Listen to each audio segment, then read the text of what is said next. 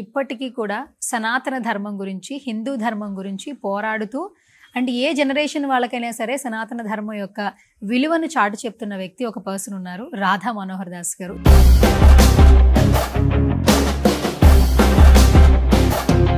ఇప్పటికీ ఏ జనరేషన్ వచ్చినా కూడా పెద్దవాళ్ళు పిల్లలకు చెప్పే మాట ఏంటంటే కాశీకి వెళ్ళడం అనేది మనం అనుకుంటే కాదు, ఒక యోగం అనేది ఉండాలి అంటారు. ఇది ఎంతవరకు నమ్మదు? ప్రాప్తం ఉంటేనే అది తిరుమలైన, కాశీ అయిన, బృందావనైన.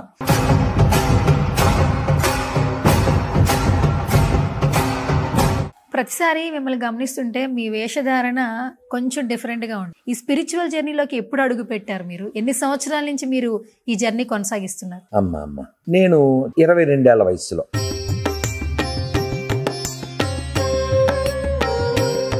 గురుగారు, మెడలో అదొకటి ఉంటది, మీకు ఏంటి ఏముంటుందా? మంచి ప్రశ్న కదా, ఏముంది మొట్లా అనుకుంటుంటారు. ఇది మా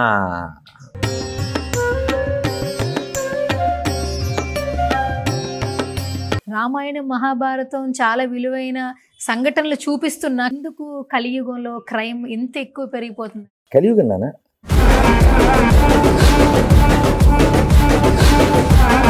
పెళ్లి చేసుకుని విడిపోయే వాళ్ళ సంఖ్య ఎక్కువైపోయింది. ఫ్యూచర్ లో పెళ్లిళ్లే జరగవు అంటున్నారు. రిలేషన్షిప్లని, సిచ్యువేషన్షిప్లని ఇద్దరు కలిసి ఫ్రీడమ్ అంటున్నారు. దీన్ని ఏ విధంగా చూడాలి? ఈ ఓయో రూమ్స్ ఎందుకంటే చట్టబద్ధం చేశారు, ఎవరెవరితో అయినా తిరిగేయచ్చు. అంటే బట్టలు వేసుకున్న జంతువులు తయారు చేయడానిక తీర్పులు. స్త్రీవాదు ఏదో వాది అంటారు, అభ్యుదయవాది. ఏంటి రాధమందాసు భరతమాతలా ఉన్నామన్నాడు, అంటే గంగురుచిలో ఉండాలా అంది. ఆవిడని ఎవరో ఇంటర్వ్యూ చేస్తే మీకు పిల్లలు ఉన్నారంటే ఆ ఎక్స్పీరియన్స్ కోసం అన్నాను ఒకళ్ళని అంది. రాముడు, లక్ష్మణుడు, భరతుడు, శత్రుఘ్నుడు ఒక తల్లి పిల్లరా?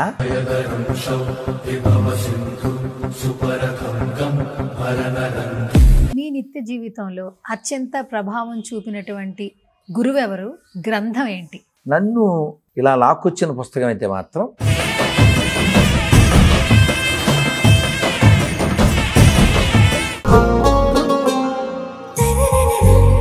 హాయ్, హలో, నమస్తే. This is Suvarna. Welcome to Suman TV. Nowadays డిజిటల్గా ఎంత అభివృద్ధి చెందినా, ప్రపంచం మొత్తం ఏ రంగంలో బ్రతుకుతున్నామని చెప్పినా ఇప్పటికీ కూడా సనాతన ధర్మం గురించి, హిందూ ధర్మం గురించి పోరాడుతూ అండ్ ఏ జనరేషన్ వాళ్ళకైనా సరే సనాతన ధర్మం యొక్క విలువను చాటు చెప్తున్న వ్యక్తి ఒక పర్సన్ ఉన్నారు, రాధా మనోహర్ దాస్ గారు. ఇంట్రడక్షన్ అవసరం లేదు, రైట్. మనతో పాటు ఉన్నారు, ఆయనతో మాట్లాడదాం. నమస్కారం గురువు గారు. హరే కృష్ణ తల్లి. ఎస్, హరే కృష్ణ. సో ఈ ఫస్ట్ ఆఫ్ ఆల్ మీరు వేరే వేరే ప్రాంతాలకు వెళ్ళొస్తూ ఉంటారు, అప్పుడప్పుడు వచ్చినప్పుడు ఇంటర్వ్యూలు ఇస్తూ ఉంటారు. ఈ ప్రాంతాల షెడ్యూల్ ఏంటి అసలు? ఒక్కొక్క చోటకి వెళ్ళడం, కాశీకి వెళ్ళడం, వారణాసికి వెళ్ళడం, ఇంకొక టెంపుల్కి వెళ్ళడం, ఆస్ట్రేలియాకి వెళ్ళడం, శ్రీలంక వెళ్ళడం. ఇప్పుడు రీసెంట్గా ఎక్కడికి వెళ్ళొచ్చారు? ఆపదాం అపహర్తారం ధాతారం సర్వసంపదాం లోకాభిరామం శ్రీరామం భూయో భూయో నమామ్యహం. హరే కృష్ణ కృష్ణ కృష్ణ హరే హరే, హరే రామ రామ రామ హరే హరే. తల్లి 21 రోజులు, అందులో 10 రోజులు కాశీ, ఒక 7-8 రోజులు బృందావనం, మధ్యలో జైపూరు, హరిద్వారు, ఉత్తరాదిలోనే 20 రోజుల పైన గడిపాం అద్భుతంగా. అందులో కాశీలో 10 రోజుల్లో తెలుగు వైభవం అని పెద్ద కార్యక్రమం అద్భుతంగా జరిగింది. సామవేదం షణ్ముఖ శర్మ గారు 10 రోజులు ఉపన్యాసాలు ఇచ్చారు. బోల్డంత కార్యక్రమం, హోమాలు, పూజలు. మన తెలంగాణ నుంచి భద్రాచలం రాములు వారు వచ్చారు, కళ్యాణం అక్కడ. ధర్మపురి నరసింహస్వామి వచ్చాడు, కళ్యాణం. స్వర్ణగిరి వెంకటేశ్వర స్వామి కళ్యాణం. మళ్ళీ వేములవాడ రాజన్న కళ్యాణం. యాదగిరిగుట్ట నరసింహస్వామి కళ్యాణం. తిరుమల వెంకన్న కళ్యాణం. అన్ని కళ్యాణాలు అక్కడ జరిగినాయి, అద్భుతంగా జరిగినాయి. అయితే ఇంకేం ప్రశ్న? షెడ్యూల్ అన్నావు కదమ్మా. ఈ షెడ్యూల్ అంటే చాలామంది పిలుస్తూ ఉంటారు. ఈ బృందావనం వెళ్ళడం అనేది ఖచ్చితంగా ప్రతి సంవత్సరం వెళ్తాను. ఇంక వెళ్ళకపోతే అది నాకు నియమం. ఓ 10 రోజుల్లో లేదా కనీసం వారం రోజులో ఇంకెక్కడికి వెళ్ళకపోయినా బృందావనం ఖచ్చితంగా వెళ్ళి తీరాలి. ఆ గోవర్ధన చుట్టూ తిరగాలి. ఇప్పటి వరకు బృందావనం ఎన్నిసార్లు వెళ్ళొచ్చు అమ్మా? నేనా 2001 నుంచి కంటిన్యూ ఇప్పటికి 25 ఏళ్ళ నుంచి. ఒక్కసారేమో మిస్ అయిపోయింది తప్ప ఎవ్రీ ఇయర్ వెళ్తూనే ఉంటా, ఖచ్చితంగా వెళ్తాను. బృందావనం వెళ్ళడం ఎందుకు అంటే రీఛార్జ్ అవ్వడానికి. ఇక్కడ వేసుకున్నాడు, ఇక్కడ చెప్పులు వేసుకోం. ఇక్కడ ఒంటిపూట భోజనం, అక్కడ ఒంటిపూట భోజనం. ఆడ చెప్పులు వేసుకోం. అలా వెళ్ళిన రోజు విడిచిపెడితే వచ్చే రోజు మళ్ళీ వేసుకుంటాం. ఓకే, కాలినడకనే ప్రయాణం చేస్తుంటారు. బృందావనం అంతా ఆ రాళ్ళు అయినా రోడ్డు అయినా ఇంకోటైనా బృందావనం ఆ మట్టి అయినా అలా చెప్పులు లేకుండానే తిరుగుతాం. మనం తిరగడం గొప్పే ఉందిరా. ఫారినర్స్ ముట్టుకుంటే కందిపోయే అంత సుకుమారంగా ఉంటారు తల్లులు. వాళ్ళు పొద్దున్న ఇప్పుడంటే రోడ్లు అవి కాస్త బాగున్నాయి కానీ గుచ్చుకునే రాళ్ళల్లో అది భయంకరమైన చలి, అసలు మంచుతో కనబడినాయి. పొద్దున్న 4:30కి ఆ మంచులో ఆ రాళ్ళల్లో చన్నీళ్ళు స్నానం చేసి హారతకొచ్చి, ఒక ఆవిడైతే నాకు అసలు అమ్మ అనే పిలిచి ఎక్కడి నుంచి అని అడిగాను. మనం సరిగా చూడకపోతే ఇండియనే అనుకుంటాం, కానీ ఎట్లే ఆవిడ హారతి అయిపోయాక స్వామికి హారతులు ఇస్తారు కదా, చాలా హారతులు, అవన్నీ తోగుతుంది ఆవిడ. చాలా రిచ్గా ఉంది ఆవిడ. అంటే వాళ్ళకి పట్టింది, మనకు కూడా పడితే బాగుంటుంది. అండ్ కాశీకి కూడా వెళ్తుంటారు. అమ్మమ్మ ఒకప్పుడు ఏంటంటే పెద్దవాళ్ళు కొన్ని సాంప్రదాయాలు కావచ్చు, విలువలు కావచ్చు చెప్తూ ఉండేవాళ్ళు. ఇప్పటికీ ఏ జనరేషన్ వచ్చినా కూడా పెద్దవాళ్ళు పిల్లలకు చెప్పే మాట ఏంటంటే కాశీకి వెళ్ళడం అనేది మనం అనుకుంటే కాదు, అది పుణ్యం జరగాలి అంటే మీరు ప్రయాణానికి వెళ్ళాలి, కాశీకి వెళ్ళి దర్శించుకోవాలనేది కూడా ఒక యోగం అనేది ఉండాలి అంటారు. ఇది ఎంతవరకు నమ్మచ్చు? డౌట్ ఏం లేదమ్మా, పక్కా నిజం. చాలామంది దగ్గర డబ్బులు ఉంటాయి, చాలామంది దగ్గర టైం ఉంటుంది, ఈ రెండు ఉండేవాళ్ళు ఉంటారు, కానీ వాళ్ళు వెళ్ళలేరు. ప్రాప్తం ఉంటేనే, అది తిరుమలైనా కాశీ అయినా బృందావనం. బృందావనం విషయంలో అయితే కొన్ని ఎగ్జాంపుల్సే చెప్తాను నేను. మధుర బృందావనం మధ్యలో 14-15 కిలోమీటర్లు. నేను ఎవరింటికి వెళ్ళి 25 ఏళ్ళ నుంచి రిపీటెడ్గా చాలామంది దగ్గర విన్న మాటలు ఇవి. ఇలా బృందావనం చాలా బాగుంటుంది, అది ఇది ఏదో చెప్తున్నాను. ఎక్కడ స్వామి అన్నారు. ఇలా మనం మధుర స్టేషన్లో దిగాలి, అక్కడికి వెళ్ళాలి.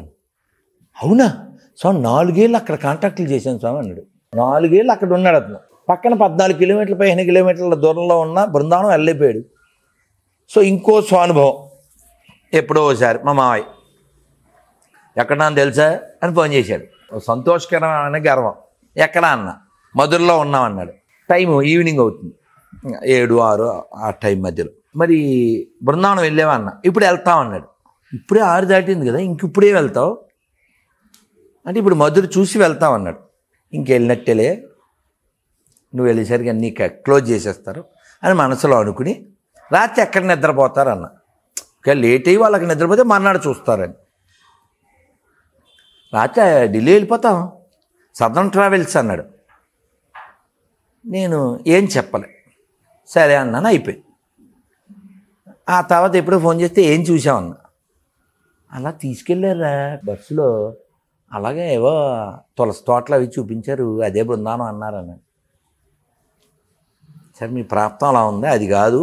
బృందావనం అంటే కొన్ని వేల దేవాలయాలు, పెద్ద దేవాలయాలు, చిన్న దేవాలయాలును, యమునా నది, గోవర్ధనగిరి, ఎన్నో విశేషాలు, రాధా బాంకి బిహారీ, రాధారామను, చాలా విశేషాలు చెప్పారు అని ఫీల్ అయ్యాడు. మరి హిందీ రాదు, ఆ ఫీల్ లోపల పెట్టుకున్నాడు. మళ్ళీ ఎప్పుడో ఢిల్లీ వెళ్ళినప్పుడు వాళ్ళ ఫ్రెండ్స్ని వదిలేసి, నేను దగ్గర కదా 3 అవర్స్ 4 అవర్స్, ఆయన రైలుకి వెళ్ళిపోయాడు. మరి భాష రాదు, ఏం చూడాలో కూడా తెలదు. నాకు కాల్ చేయలేదు, రైల్లో ఎవరో తగలేదు తెలుగు ఆయన. ఆయనే తీసుకెళ్ళి ఈయనకి ప్రసాదం పెట్టించి ముఖ్యమైన గుళ్ళన్నీ చూపించి పంపించారు. ఎందువల్ల? అనుగ్రహం అంతే. లోపల మనకు ఆర్తి ఉండాలి తల్లి, అన్నీ అవుతాయి. అయితే గురువుగారు, మీరు బృందావనం గురించి చెప్పారు అండ్ కాశీ విశిష్టత కూడా తెలియచేశారు. చాలామంది ఏంటంటే కాశీకి వెళ్ళాలనుకోవడం ఒక వరంగా భావిస్తారు. బట్ ఒక ప్రధాన పని కోసం ఒకటి చెప్తుంటారు. మన ఇంట్లో ఎవరైనా పెద్దవాళ్ళు చనిపోతే, కొడుకు కానీ కూతురు కానీ, వాళ్ళ తండ్రి చనిపోతే ఆ అస్థికలు అనేవి కాశీలో ఆ నదిలో కలిపితే వాళ్ళకి చాలా వరకు పుణ్యం ఉంటుంది. అంటే చనిపోయిన వాళ్ళకి మరో జన్మ అంటారు కొంతమంది, లేదంటే వాళ్ళు చనిపోయిన తర్వాత భగవంతుడి దగ్గరికి వెళ్తారు, స్వర్గంలో ఉంటారు అంటుంటారు. ఇది ఎంతవరకు నమ్మచ్చు? నమ్మాలి తల్లి.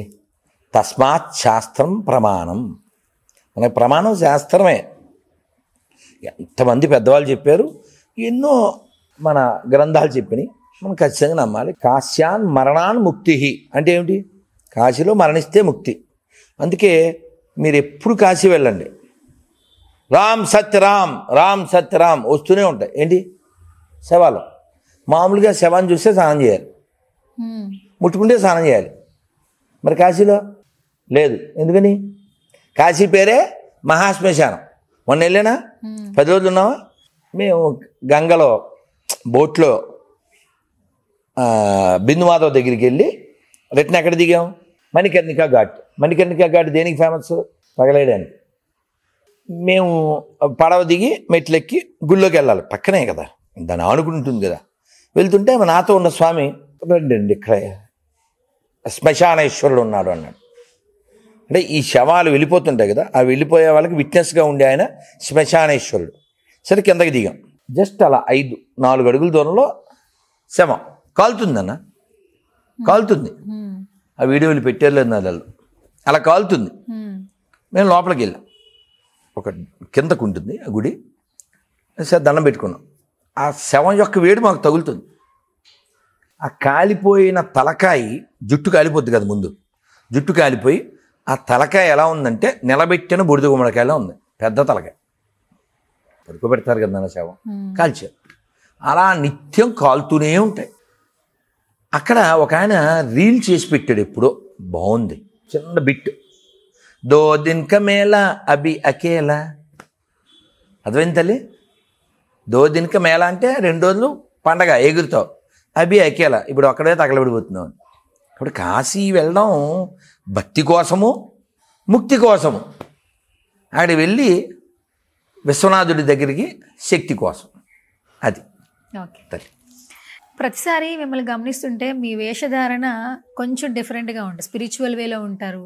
కరెంట్ టాపిక్ అంటే హిందూ ధర్మం గురించి ఎవరైనా వ్యాఖ్యలు చేస్తే వాళ్ళకి ఆన్సర్ ఇస్తుంటారు, బదిలిస్తుంటారు. సనాతన ధర్మం కాపాడాలని చెప్తూ ఉంటారు.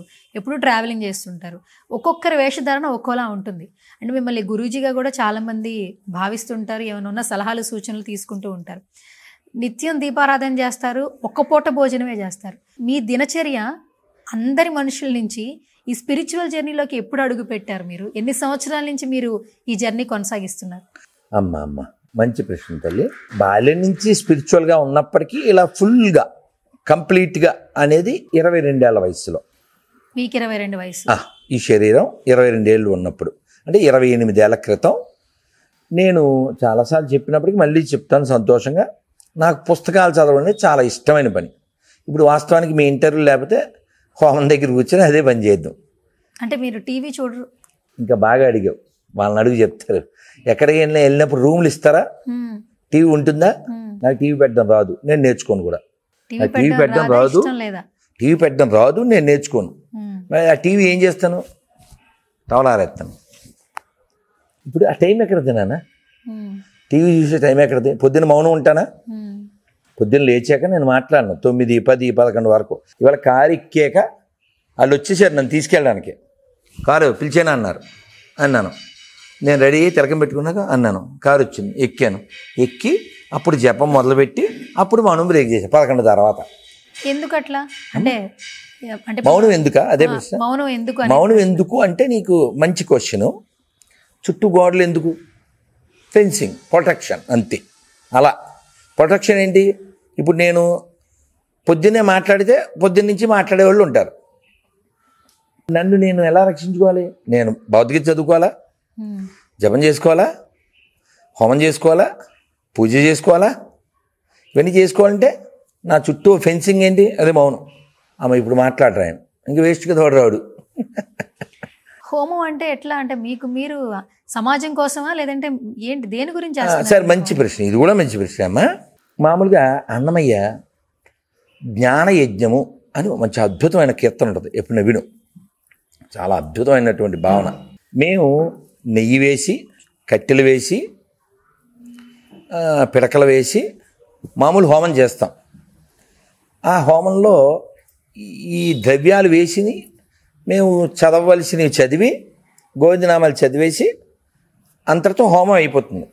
తర్వాత అసలు ఏమిటి? అసలు 20, 30, 40 పుస్తకాలు పెట్టుకుంటాం, డిపెండ్స్ ఆన్ టైం. వాటిల్లో ఒక పేరా నుంచి ఇంకో పేరా, మధ్యలో ఒక పేరా లేదా 2 పేరాలు, ఓ పేజీ 2 పేజీలో నువ్వు వచ్చావా చదువు, తెలుగు రాదు ఇంగ్లీష్ చదువు, గురుగారు, మీ వస్త్రధారణ, మీ స్పిరిచువల్ జర్నీ గురించి చెప్పారు. అండ్ దట్టు మెడలో అదొకటి ఉంటుంది మీకు, అంటే ఏంటి ఏముంటుందా? మంచి ప్రశ్న కదా. పాప తెలియని వాళ్ళు ఏముంది మొట్లా అనుకుంటుంటారు. ఇది మా ఏం చెప్పాలి, పవర్ పాయింట్. పవర్ పాయింటా? ఎనర్జీ. నీకు చెప్పాలంటే జనరేటర్. ఇందులో జపమాల ఉంటుంది. జపమాల. ఈ జపమాల పోనీ you want to see. Actually ఇక్కడ కూడా జపమాలే వేసుకున్నాను. దీన్ని కంటిమాల అంటాం నాన్న. కంఠిమాల. కంటిమాల. కంటిమాల కంఠానికి తగులుతూ ఉండేటువంటి, ఇది తులసే అది తులసే, కాకపోతే ఇది కంఠానికి నిబంధన కోసం ఇది జపం చేసేది. ఇలా తులసిమాల గురుగారు ఇస్తారు. దీంతో మేము ఉదయం మా పూజ అయిన తర్వాత లేదు ముందుగాను హరే కృష్ణ హరే కృష్ణ కృష్ణ కృష్ణ హరే హరే, హరే రామ రామ రామ హరే హరే, హరే కృష్ణ కృష్ణ కృష్ణ హరే హరే, హరే రామ రామ రామ హరే హరే, హరే కృష్ణ కృష్ణ కృష్ణ హరే హరే, హరే రామ రామ రామ హరే. జపం చేయడానికి ప్రధానమైనటువంటి. ఎందుకని మెల్ల వేసుకోవడం అయిపోయాక పక్కన పెట్టేయచ్చు కదా. కానీ మీరు అదే వస్త్రధారణతో ఉంటారు ఎప్పుడు. ఎందుకు అంటే నేను కూడా మా గురువు గారిని క్లాస్ అయిపోయిన తర్వాత ఎనీ క్వశ్చన్స్ అన్నప్పుడు ఇలాంటి క్వశ్చన్ అడిగాను, అందుకని ఆన్సర్ చెప్తాను. Better to wear always keep with you అన్నారు. ఎందుకు అంటే ఏమో ఎప్పుడు మృత్యువు పిలుస్తుందో మనకు తెలియదు కదా. అవునా? నిత్యం సన్నిహితో మృత్యు కర్తవ్యం హరికీర్తనం. Whenever you get time chant chant chant, don't say can't. If you chant you will get whatever you want, otherwise you become ant అది ఎలిఫెంట్. What you want. మీరేం చదువుకున్నారు? ఏం చదవాలి, ప్రపంచం. ఇంగ్లీష్ వచ్చింది కదా మరి. ఇంగ్లీష్ ఎందుకు రాదు? మా గురువు గారు ఇంగ్లీష్లో చెప్తే నేను తెలుగులో చెప్తాను. అలా బోల్డ్ మంది ఫారినర్స్కి చెప్పాను. ఇంగ్లీష్ క్లాసులు చెప్తారు కదా, ఒక్కసారి మాత్రం నేను వాళ్ళ స్లాంగ్ పట్టుకోలేకపోయాను. ఆయన చాలా డిఫరెంట్. ఆయన అమెరికన్, వీర్ కృష్ణ స్వామి అని, 170 విలేజ్ అన్నారు. నాకు కాలేజీలో కనపడింది. నేను కాలేజ్ అన్నాను. మా గురుగారితో ఇంక నేను ఆయన ఎదురుగా కూర్చున్నారు. ఆయన ఇంగ్లీష్లో చెప్తే నాకు జ్యూస్ తాగినట్టు, కొబ్బరి నీళ్ళు తాగినట్టు. సో ఆ ఇంగ్లీషు అంటే మిగిలిన చాలామంది వెస్టర్నర్స్కి చేశాను, కానీ అదొకటే అర్థం కాక ఇంకా దాన్ని డ్రాప్ అయిపోయి. సో అమ్మ, సో కాబట్టి మనకి ప్రధానమైనది ఏమిటంటే అమ్మ, ఈ భౌతికమైనటువంటివి అన్నీ తాత్కాలికమైనవి. అవునా? నువ్వు గమనించు తల్లి, ఎవరైనా ఒక వ్యక్తి మేల్ ఆర్ ఫిమేల్ 2 రోజులు స్నానం చేయలేదనుకో, వీ కాంట్. పళ్ళు తోమలేదనుకో, వీ కాంట్. ఎందువల్ల? ఈ శరీరం ప్రొడ్యూస్ చేసేవన్నీ మనకు అక్కర్లేనివే. అవునా? మరి ఈ శరీరం ఎందుకు ఇచ్చాడు భగవంతుడు? బుద్ధివాడి మన తెలివితేటలతో భగవంతుడిని పొందడానికి కదా. మనం ఏం చేస్తామంటే ఇది ఉంటుంది అనుకుని, ఇది ఉంటుంది అనుకుని దీనికి రంగులేసి హంగులు చేసి చివరికి బొంగుల మీద పడుకోబెట్టి తీసుకుపోతారు. అప్పటిదాకా ఏదో అల్లరి చేస్తూ ఉంటాం. నేను అందుకే చూడు, సామెతలు కూడా ఉన్నాయి. తాత పెళ్లి చేసుకుంటావా అంటే వాడు ఏమనాలి? బుద్ధి జ్ఞానం ఉన్నవాడు ఏమనాలి? ఊరుకోరా 70+, 60+ పెళ్ళిళ్ళు ఏమిటారు నీ మోకం అనాలి. వాడు ఏమంటాడు? ఎవరిస్తారు అంటాడు. నిన్న చూశాను, వాడు ఎవడో ఏదో దేశంలో, వాడికి 75 అంట, ఆ పిల్లకి 13 అంట. వాడికి పెళ్ళి, వాళ్ళకి మామూలే కదా, వాళ్ళకి వయసుతో సంబంధం లేదుగా. అటువంటి జాతి ఉంది అనుకోండి, అది వేరే కథ అమ్మ. సో కాబట్టి ఆధ్యాత్మిక జీవితం అనేది మనిషికి ప్రధానం. ఆధ్యాత్మిక జీవితం అనేది మనిషికి ప్రధానం, కరెక్టే కాదనట్లా. విలువలతో కూడిన జీవితం గడపండి భగవద్గీతలో, రామాయణంలో ఉంది స్పష్టంగా. మరి అంత విలువ ఉన్నటువంటి వ్యాఖ్యలు ఉన్నా, రామాయణం మహాభారతం చాలా విలువైన సంఘటనలు చూపిస్తున్నా కళ్ళకు కట్టినట్లు, మరి ఎందుకు కలియుగంలో క్రైమ్ ఇంత ఎక్కువ పెరిగిపోతుంది? నువ్వే ఆన్సర్ ఇచ్చావు నాన్న. ఎందుకు? నువ్వే ఇచ్చావు ఆన్సర్. నువ్వే చెప్పావు కలియుగం, అదే ఆన్సర్. కలియుగం నాన్న. ఒక సందర్భం చెప్పేస్తాను, నువ్వు అడిగావు కాబట్టి. కలిపురుషుడు అంటారు, విన్నావుగా? అవును, విన్నాను. ఈ కలిపురుషుడు స్టార్టింగ్ ఎప్పుడంటే ద్వాపరయుగం ఎండింగ్, కలియుగం ప్రవేశించాలి. డోర్ యుగ సంధ్యౌ అంటుంది భాగవతంలో. అతను వచ్చాడు, వచ్చి ఎద్దును కొడుతున్నాడు. ఎద్దును కొడుతుంటే పరీక్షిత్ మహారాజు వచ్చాడు, కత్తి తీశాడు, వేసేస్తాను అంటే ఆయన అన్నాడు, ఎలా వేసేస్తారు సార్, నేను కలిపురుషుణ్ణి, ఇది నా డ్యూటీ అన్నాడు. నా రాజ్యంలో ఇలాంటి వేషాలు వేస్తే నేను ఊరుకోను అన్నాడు. అటువంటి గొప్ప రాజులు పరీక్షిత్. ఆ పరీక్షిత్ కొడుకు జనమేజయుడు. ఆయన ఈ భూమండలం అంతా పరిపాలించిన ఆఖరి రాజు. భూమండలం తల్లి, నాట్ ఓన్లీ ఇండియా, ఈ భూమండలం అంతా మనండలంలోనే ఉండేది. అర్థమైందా? అందుకే చూడు, ప్రపంచంలో ఎక్కడ తవ్వినా ఓ విష్ణుమూర్తో, ఓ గణపతో, ఓ శివలింగమో, ఓ లక్ష్మీదేవో కనపడుతుంది. సౌదీలో మొన్న మధ్య తవ్వకాలు చేస్తే 8,000 సంవత్సరాల క్రితం ఆలయం బయటపడింది. మొన్న రాజస్థాన్లో 3-4 రోజుల క్రితం ఎప్పుడో మహాభారతం అవశేషాలు. అలా అలా ఎన్నో. సో కలియుగం యొక్క లక్షణం డిక్రీజ్ అవుతూ ఉంటుంది. అది కూడా భాగవతంలో 1వ స్కందంలో 1వ అధ్యాయంలో 10వ శ్లోకంలో చెప్పారు. ఈ లక్షణాలు అవన్నీ అట్లే ఉంటాయి, కానీ అలా వదిలేయకూడదు మనం.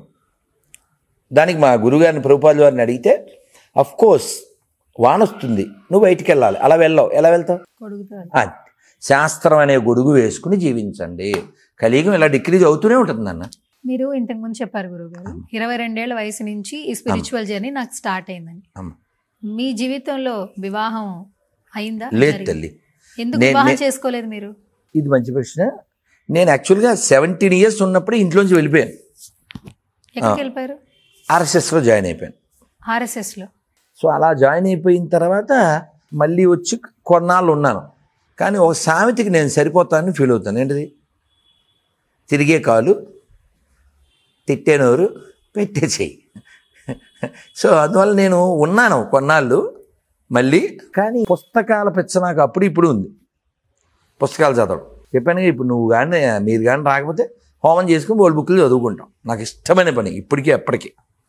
అలా ఒక స్నేహితుడు నాకు పుస్తకం ఇస్తే ఆ పుస్తకం చదివి, అది కూడా నేను గుడ్డిగా చదవడం, లాజికల్, ఏమిట్రా ఎలా చెప్పాడు ఈయన అని వాడిని ఒక వారం 2-3 వారాలు వాడిని వేధించి, వాడితో వాదించి కన్విన్స్ అయిన తర్వాత ఆ బుక్ అంతా చదివేశాను. ఇంకా చదవాలి అని ఆయన బుక్స్ ఎక్కడో అడిగి మళ్ళీ బుక్స్ కొనుక్కుని చదివిన తర్వాత, అయితే మనం చొక్కా ప్యాంట్ లోపల తోయడం, జుట్టు ఎగరేయడం, బండి 110 నడపడం, టోపీ పెట్టుకోవడం, గొగుల్స్ ఎగరేయడం, ఇది కాదు లైఫ్. అసలు ఇవి చేశారా మీరు? అందుకే చెప్పాను. అందుకే చెప్పాను తల్లి, సినిమాలు చూడడం. అందుకే చెప్పాను. బండి 110 చేశారా? బండి 110 ఇప్పుడు అలాగే తోలుతాను. కానీ రోడ్డు ఉంటే అలాగే తోలేవండి బండి. నేను మా నాన్నగారిని తిరిగి నాన్న కారు కొను. మనం బండి అలా వెళ్ళినప్పుడు కారు ఎందుకు కొంటారు? ఎక్కడికైనా వెళ్ళండి, డబ్బులు ఇస్తాను అనేవారు. సో ఆ మెంటాలిటీ ఆ ఏజ్లో ఉంటుంది కదన్నా. షోగన్ బండి ఉండేది 30 ఏళ్ళ క్రితం. అంటే లీటర్కు 7-8 కిలోమీటర్లు వద్దాయి. వాళ్ళు బండి కొనమంటే ఎందుకు కొంటారు? మధ్య తరగతులు. సో అలాంటి డ్రీమ్స్ ఉండే. నాకు అనిపించింది ఇవన్నీ చదివింత, ఇది లైఫ్ కాదు. బండి మీద తిరగడం, కారు మీద తిరగడం, మంచి బట్టలు వేసుకోవడం, జుట్టు ఎగరేయడం, కాలు రేగడం, సినిమాలు చూడడం, ఇది కాదు. ఇది లైఫ్ కాదు. లైఫ్ అంటే వ్యక్తి ముక్తి కోసం ప్రయత్నించాలి. లేకపోతే మళ్ళీ రాదు కదా నాన్న. మళ్ళీ వస్తుందా? మీ దేశం పేరు ఏం పేరు నాన్న? మన దేశం పేరు ఏంటి నాన్న? భారతదేశం. ఎందుకు ఆ పేరు వచ్చింది చెప్పు? భారతీయులందరూ ఉన్నాం కాబట్టి భారతదేశం. అబ్బా, అవార్డు ఇవ్వండిరా. ఆంగ్లేయులు ఉంటే పాకిస్తాన్ నాన్న. అది కూడా ఇందులోంచే పుట్టింది కదా నాన్న. మరి మీ ఆన్సర్ ఒకటి ఉంది కదా గురుగారు, అది ఇస్తాను నాన్న. మనం సంకల్పం చెప్తాను నాన్న. అప్పుడు భరతవర్షే భరతఖండే అని చదువుతాం. ఈ పేరు ఎందుకు వచ్చిందని, ఈ మొత్తం ఈ భూమండలం అంతా ఇలావృత వర్షం అని పిలువబడేది. దీన్ని భరత మహారాజు 36,000 సంవత్సరాలు పరిపాలించాడు. ఇప్పుడు నోరు తెరుస్తాను, అంతేమన్నా బతికితాడా అంటావు. కానీ రాములు వారు వాళ్ళ నాన్నగారి పేరేంటి? దశరథ మహారాజు. ఆయన 60,000 సంవత్సరాలు పరిపాలించాడు. 60,000 సంవత్సరాలు. 60,000 సంవత్సరాలు బ్రతికున్నాడు. మరి అంతే కదా నాన్న. అప్పుడు రాముడు ఎన్నాళ్ళు ఉన్నాడు భూమి మీద? దశవర్ష సహస్రాన్ని దశవర్ష శతానిచ. శాస్త్రం అంటే 10,000, శతానిచ అంటే 100. 10 వందలు ఎంత నాన్న? 1000. 10,000 11,000 సంవత్సరాలు ఉన్నాడు భూమి మీద రాముడు. వాళ్ళ నాన్నగారు 60,000. ఏంటండి ఇవన్నీ అనుకుంటారు ఈ కామెంట్లో వచ్చే పొట్టి బొర్రలో మట్టి గొర్రెలో. సో ఇప్పుడు నీకు దానికి ఊరికే లాజిక్ కోసం చెప్తున్నా. మళ్ళీ టాపిక్లోకి వెళ్దాం. చీమలు అలా బారుగా వెళ్తున్నానన్న, నువ్వు నోట్లో నీళ్ళు పోసుకుని అన్నావు. ఏమొచ్చినట్టు వాటికి? సునామీయేనా? సునామీయా నీకు? కాదు, దాని సునామీ అది. నువ్వు సునామీ సృష్టించావా లేదా? అలాగా వాటి స్పాన్ ఎంతనా? చీమలు తెలుసా? 1 వీక్, 1 వీకే వాటికి 100 ఏళ్ళు. అలా మన స్పాను అంత ఉండేది. వాళ్ళ హైట్ కూడా అలాగే ఉండేది. రాముని ఏమంటారు నాన్న? శ్రీరాఘవం, వెనకాల రాముడు ఉన్నాడుగా, అందుకని వచ్చేస్తుంది వయసు. శ్రీరాఘవం దశరథాత్మజమప్రమేయం సీతాపతిం రఘుకులానైవ రత్నదీపం ఆజానుబాహుమరవిందదలాయతాక్షం రామం నిశాచర వినాశకరం నమామి. తెలుసమ్మా ఆజానుబాహు అంటే? నిలబడితే మోకాళ్ళకి చేయి తగలాలి, ఇలా కూర్చున్నప్పుడు కాదు. అది తల్లి. ఓకే, సరే. స్పిరిచువల్ జర్నీ స్టార్ట్ అయింది. ఎంతో మందికి మీరు అంటారు కదా భక్తి ముక్తి అంటున్నారు. ప్రజెంట్ అయితే భక్తిలో ఉన్నారు. ముక్తి ఏమైనా వచ్చిందా? ఎన్ని సంవత్సరాలు ఈ జర్నీ? వివాహం చేసుకోలేదు. లేదని తల్లి, మీరు మంచి ప్రశ్న. త్యాగరాజ వారు ఏం చెప్పారు? మోక్షము గలదా భువిలో జీవన్ముక్తులు గాని వారలకు మోక్షము గలదా. మనం జీవన్ముక్తులం కావాలి అంటే ఇక్కడున్నప్పుడే ఆ ముక్తిని అనుభవించాలి. దానికోసం ప్రాసెస్లో ఉన్నాం మనం. దానికోసం భగవద్గీతలో 15వ అధ్యాయంలో 7వ శ్లోకంలో చెప్పినట్లు కర్షతి అంటే ఫైటింగ్. ఎవరితో? ఇంద్రియాలు మనస్సుతో కూడి ఉంటాయి.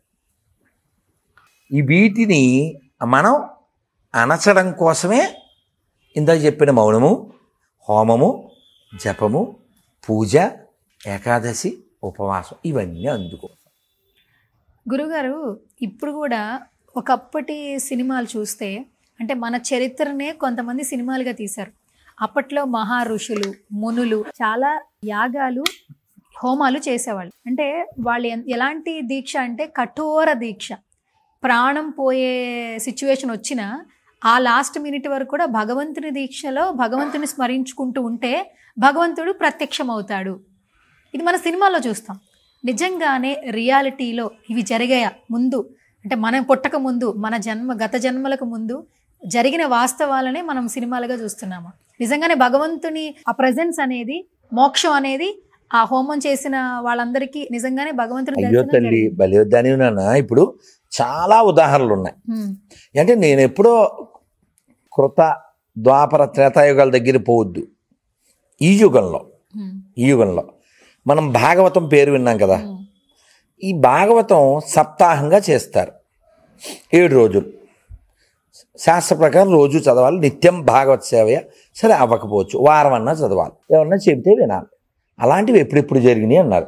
కలియుగం ప్రారంభమైన మొదటి వారంలోనే జరిగింది. అలా తర్వాత మళ్ళీ కొన్ని 100 ఏళ్ళకి ఒక ఆయనకి పిశాచ జన్మ వచ్చింది.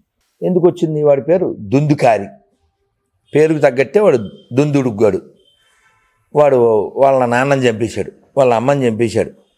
ఎవరెవరితోనో ఇంటికి తెచ్చుకుని ఆడవాళ్ళతో తిరుగుతూ ఉండేవాడు, దొంగతనాలు చేసేవాడు. వాళ్ళు ఏం చేశారు ఆ వేశ్యలు?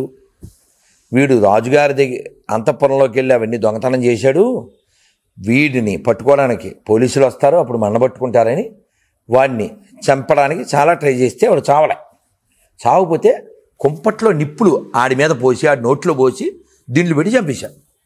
బలవనం అన్నాం కదా, వాడు పిశాచం అయిపోయాడు. వీళ్ళ అన్నయ్య ఒక ఆయన ఉన్నాడు, ఆయన చాలా పుణ్యాత్ముడు, తపశ్శక్తి కలిగిన వాడు. ఆయన పాపం ఎక్కడో దేశాటన వెళ్ళి ఎన్నో ఏళ్ళకి ఇంటికి వస్తే ఇంటికాడ ఎవరు లేరు, అరుగు మీదే పడుకున్నాడు. ఇది భాగవత మహత్యంలో వస్తుంది. వీడు పిలిచాడు అన్నయ్య అని. వీడు మనిషి కనపట్టలేదు, మనమైతే భయంతో పోతారు చంద్రముఖి అని. ఈయన సౌండ్ ఎక్కడి నుంచి వస్తుంది అని చూస్తే అన్నయ్య నేనే అన్నాడు. ఏమైంది అని అన్నారు. ఇలా పిశాచి అయిపోయాను అన్నయ్య, సో ప్లీజ్ హెల్ప్ మీ అన్నాడు.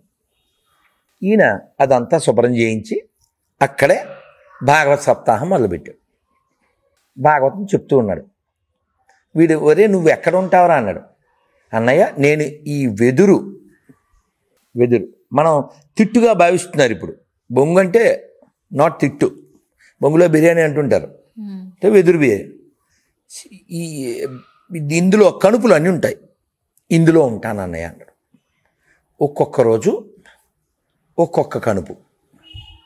ఈయన భాగవతం చెప్పడం ఒక్కొక్క కనుపు విరిగిపోవడం. ఇతను మోక్షం వచ్చిందని ఎలా తెలుస్తుంది? అక్కడ బోళ్ళు వేల మంది వచ్చారు. ఆఖరి రోజు ఎప్పుడైతే భాగవతం అయిపోతుందో అప్పుడు అది మొత్తం పగిలిపోతుంది అని చెప్పాడు.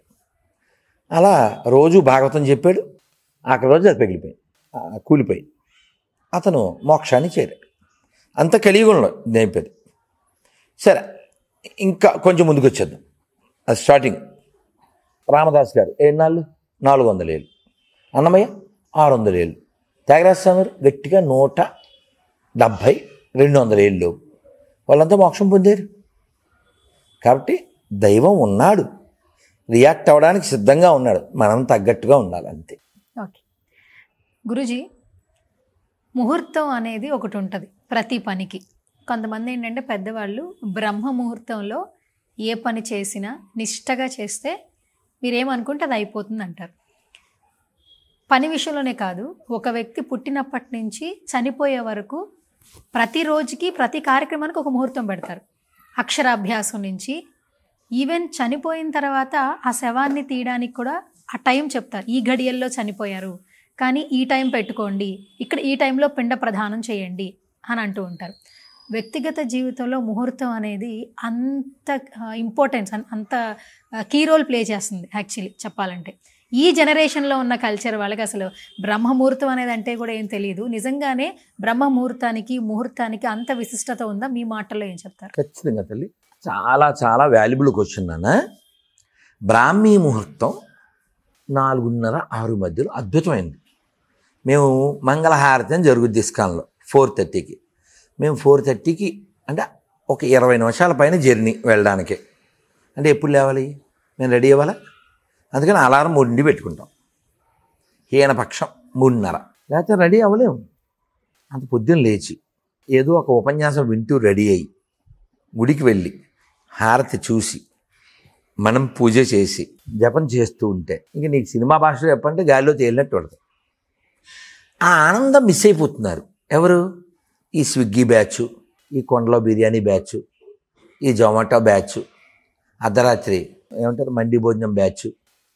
అంతే కదా, పందులన్నిటి కలిపి ఓ చోట ఫుడ్ పెడితే అన్నీ కలిపి తింటుంటాయి కదా. నేను చూడలే దాన్ని ఏమంటారు, అది పందుల ఫాము, కోళ్ళ ఫాము, వాటి అన్నింటిలో ఏం చేస్తారు, అన్నిటి కలిపి పెడతారు. అన్ని జంతువులు తింటుంటాయి కదా. అయితే ఇక్కడ బట్టలు వేసుకుని జంతువులు తింటుంటాయి అంతే. అది పంది భోజనం, అదే మీరు మండి భోజనం అంటారు, వేరే కథ.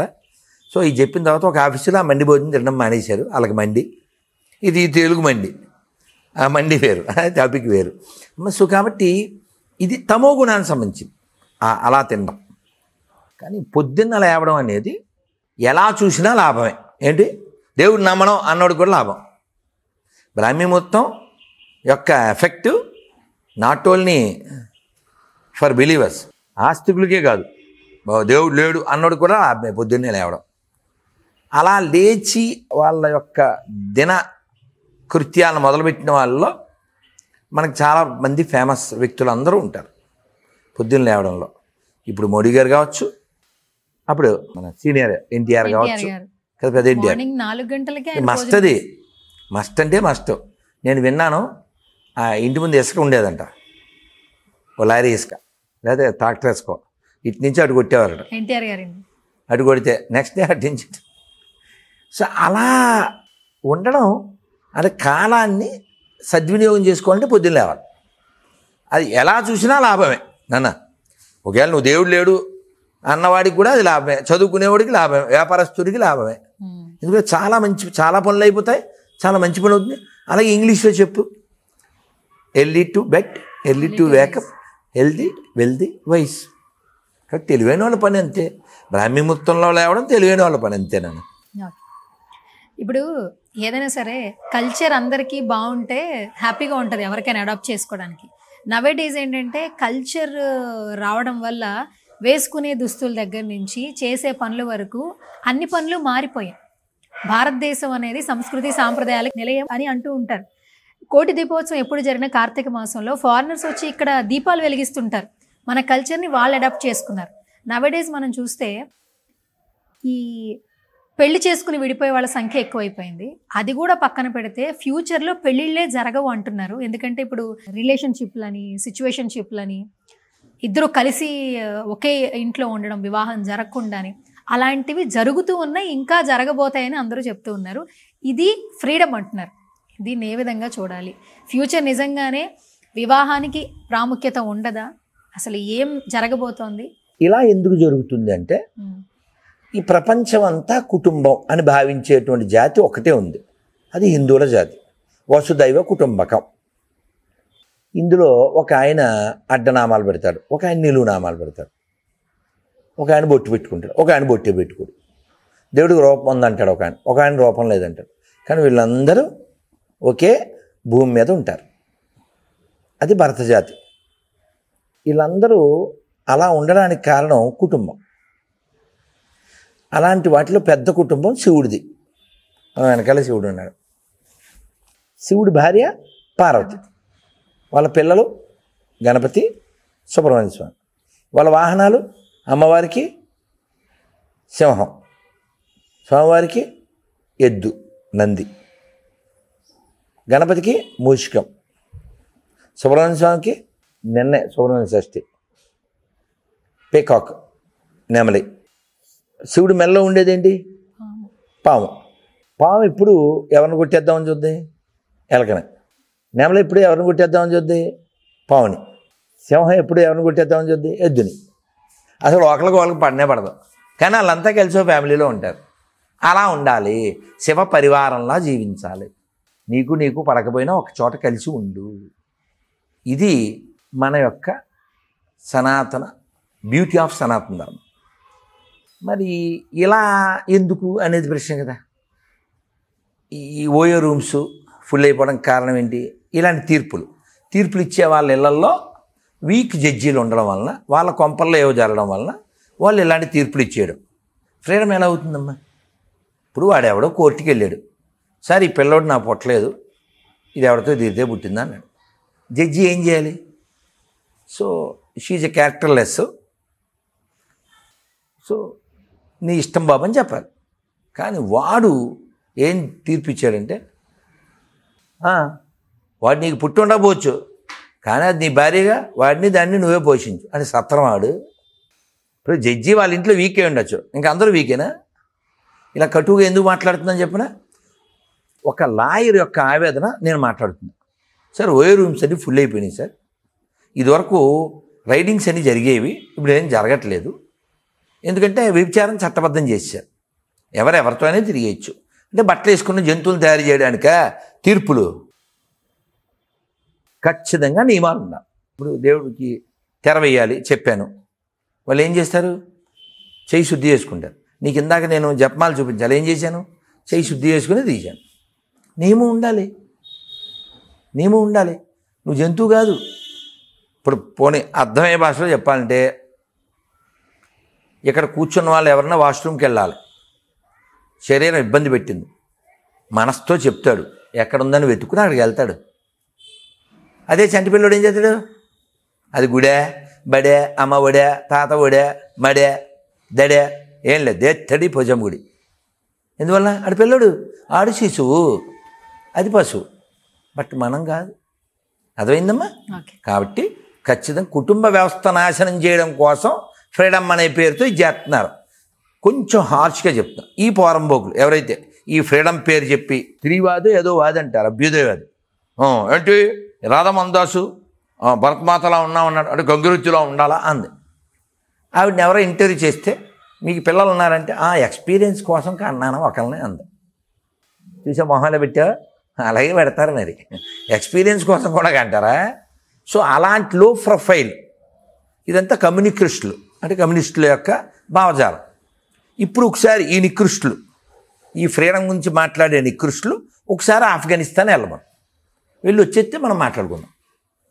పాపం ఇక్కడ మన భారతదేశంలో ముస్లిం ఆడవాళ్ళకి పాపం కళ్ళు కనపడతాయంటే అదేదో హిజాబ్ కట్టుకుని కళ్ళు ఒకటి కనపడతాయి. పాపం నిన్న చూశాను, అయ్యో తల్లి మీ కర్మ అలా కాలిపోయిందిరా అనుకున్నాను. అసలు తెలియదన్నా, మొత్తం గోనిపట్ట పైన వేసారు. ఒక్క కన్ను చూడడానికి మొన్నటిదాకా తాలిబాన్ వాళ్ళు అనుమతి ఇచ్చారు, ఇప్పుడు 2 కళ్ళు చూడకూడదు పైన. ఇప్పుడు ఓ గోనిపట్ట తెచ్చి పైన వేసారనుకో, నువ్వెవరినన్నా ఆఫ్ఘనిస్తాన్లో ప్రజెంట్ సిచ్యువేషన్. పాప ఆ గోని పట్ట పైన వేసుకుని ఆవిడ చెప్తుంది. ఎవరో అసలు లోపల ఉన్నది ఎవరో తెలియదు. నా వాయిస్ పట్టేసుకుంటారు వీళ్ళు, తర్వాత నన్ను రేపు చేసి చంపేస్తారు, పిల్లల్ని పెంచుకోవాలి, అడుక్కోవాలి, అది కూడా చాలా కష్టంగా ఉంది. ఏం నేర్చుకోవాలి మనం వాళ్ళ దగ్గరే? పాకిస్తాన్ దగ్గర నుంచి ఏం నేర్చుకోవాలి? కాబట్టి అటువంటి పనికి మాలిన మతాల నుంచి, పనికి మాలిన కంట్రీ బ్రూట్స్ నుంచి ఈ ప్రపంచం రక్షించాలి. ఆ బాధ్యత నీది, నాది, ఆయనది. అది ఎలా సాధ్యమవుతుంది? ఓ కుటుంబ వ్యవస్థ ద్వారా సాధ్యమవుతుంది. రాముడు, లక్ష్మణుడు, భరతుడు, శత్రుఘ్నుడు ఒక తల్లి పిల్లరా? లక్ష్మణుడు, శత్రుఘ్నుడు ఒక తల్లి పిల్లలు. భరతుడు వేరే, రాముడు వేరే. కానీ ఎప్పుడైనా వీళ్ళు కొట్టుకున్నారా? అలా ఒక ఉత్తమ స్థితిలో ఉండడం కోసం కుటుంబం ఆధారం. ఆ కుటుంబ వ్యవస్థ కలిగిన గొప్ప దేశం భారతదేశం. ఈ దేశాన్ని నాశనం చేయడం కోసం విదేశీ మతాలు, విదేశీ శక్తులు పనిచేస్తున్నాయి. అందులో ఈ పనికిమాలిన తీర్పులు ఇచ్చేవాళ్ళు కూడా ఉన్నారు. అది మన దురదృష్టం. అది తల్లి. ఇప్పుడు హరే రామ అంటున్నారు. సో రీసెంట్ గా రాజమౌళి గారు అలాగే మహేష్ బాబు గారి సినిమా అనౌన్స్మెంట్ అయితే అయింది. శ్రీరాముని పాత్రలో మహేష్ బాబు గారు కనిపిస్తారని అందరికీ చెప్పడం జరిగింది. సో మీ అభిప్రాయం ఏంటి? అసలు ఎలా కనిపించబోతున్నారని మీరు అనుకుంటున్నారు? రాజమౌళి గారు మహేష్ బాబు గారిని శ్రీరాముని పాత్రలో మనం చూడడానికి ఏ విధంగా ఉంటుందని మీ భావన? వాళ్ళు సినిమా వాళ్ళు కాబట్టి వాళ్ళు ఏదైనా చేయగలుగుతారు. సహజంగానే మహేష్ బాబు అందగాడు. ఆ పాత్రని అతను పండించేలాగా దర్శకుడి చేతిలో చాలా ఉంటుంది. అది మనం ఖచ్చితంగా నమ్మాలి. దర్శకుడు చాలా చేయగలుగుతాడు. అందులో ఇప్పుడు గ్రీన్ మ్యాట్లు వచ్చింది కాబట్టి ఇంక భయమే లేదు. పూర్వంలో అడవికి వెళ్ళక్కర్లే, అడవి గదిలోకి వచ్చేస్తుంది, నది గదిలోకి వచ్చేస్తుంది.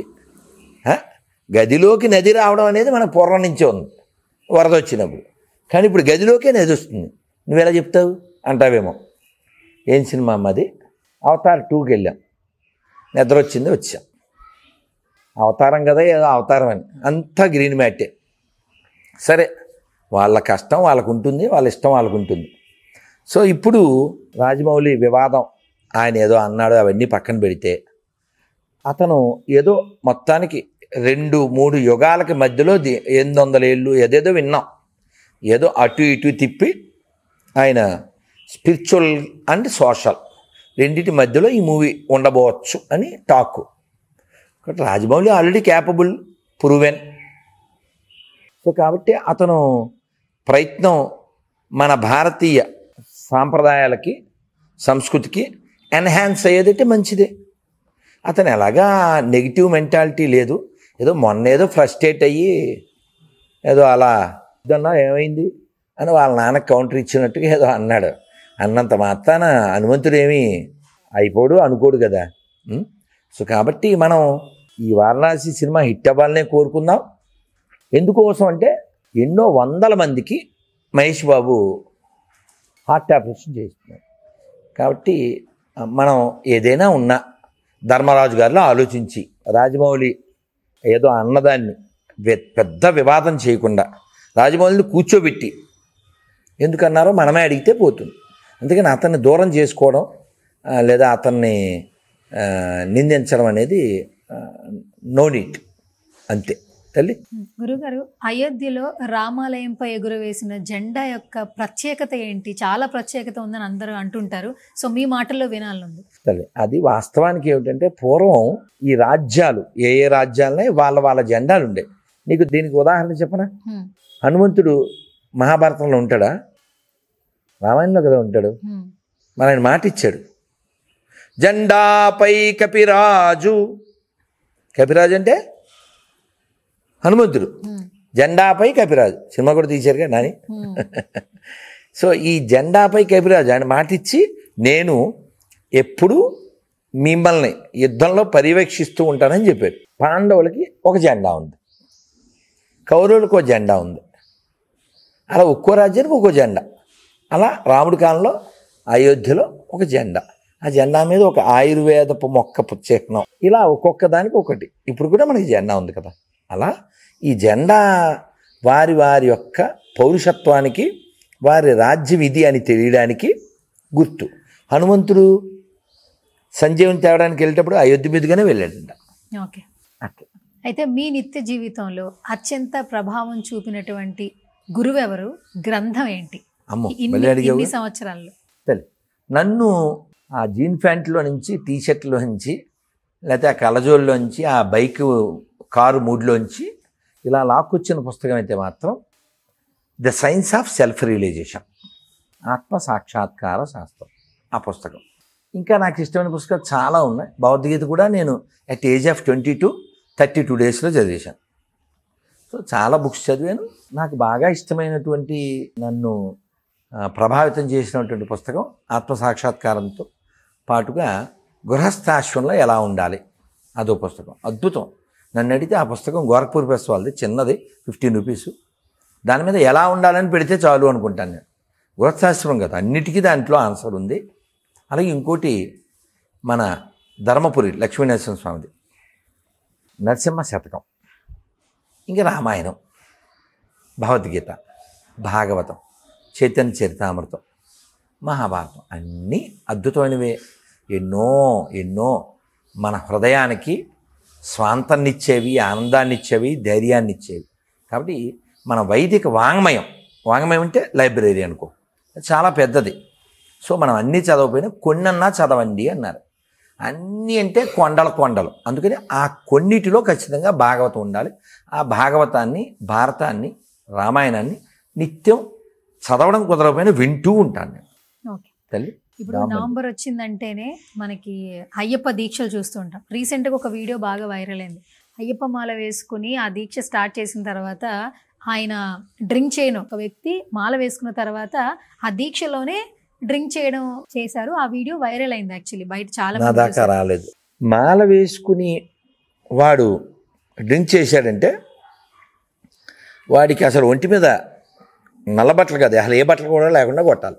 అంటే చేసిన తప్పుకి ప్రాయశ్చిత్తం జరుగుతుందా జరగదా? ఎందుకంటే తప్పు తప్పే కాబట్టి ఎప్పటికైనా. అది కూడా అయ్యప్ప దీక్ష మాల ఎప్పుడైతే స్టార్ట్ చేస్తారో ఎంతో నియమనిస్తూ ఉంటారు కదా. ఉండాలి. అలా ఉండటం కోసమే కదా నువ్వు స్వీకరించావు. నీకు ఎవరన్నా వచ్చి మెల్ల వేసాడు ఏంటి? కాదుగా. మా చిన్నప్పుడు మా నాన్నగారు నేను పుట్టినప్పటి నుంచి ఆయన శబరిమల వెళ్తూ ఉన్నారు ఆ శరీరం వదిలే వరకు. కొన్ని పాటలు ఏంటవి? కార్తీక మాసములో నీ వ్రతమును బూనుకొని, కార్తీక మాసములో నీ వ్రతమును బూనుకొని, మాల ధరించిన నిష్టగరిష్ఠులు గుమిగూడి ఉన్నారు, స్వామి భక్తులు అయ్యేరు. అవునా? అలాగే మాలధారణం నియమాల తోరణం, ఇవన్నీ మా చిన్నప్పుడు విన్నాను. సో నియమం కలిగి ఉండడం కోసమే మాల వేసుకున్నాడు. ఇప్పుడు నువ్వు ఇందాక అడిగావు, గురించి కాఫీ టీ తాగుతారా అన్నా. 28 ఏళ్ళు అయింది వదిలేసి.